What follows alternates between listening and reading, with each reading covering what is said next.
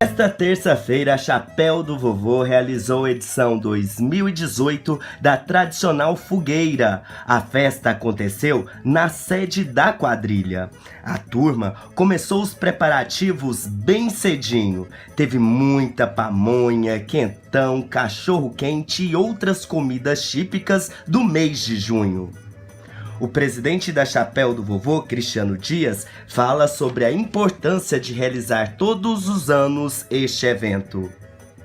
Bom, pessoal, hoje é um dia muito especial para o Chapéu do Vovô. A gente está aqui hoje em frente à nossa sede, Ponto de Cultura do Chapéu do Vovô, na Praça São Paulo, comemorando mais um São João. A gente, de alguns anos para cá, nós resolvemos manter essa tradição, que é acender a fogueira de São João.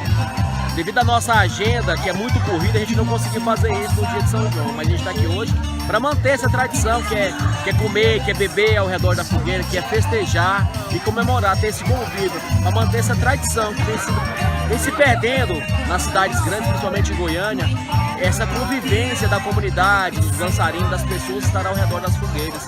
Mas a gente está fazendo aqui a fogueira junina do Chapéu do Vovô, no ano 2018. Que essa tradição possa ser passada de geração em geração.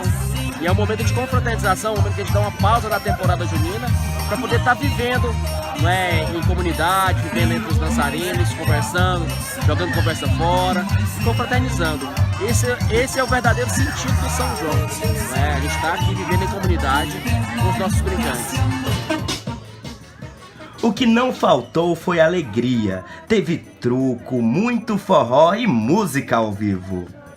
A gente faz nossa fogueira pra gente brincar, a gente lembrar do nosso São João. Muita gente aí hoje vive em campeonatos, vive em tempos, mas a gente tem o nosso tempo de brincar.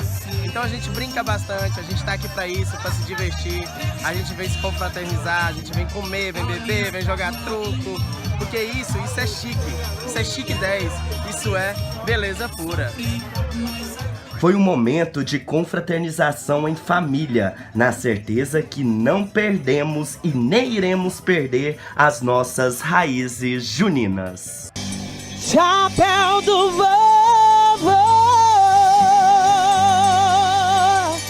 é fogo e paixão.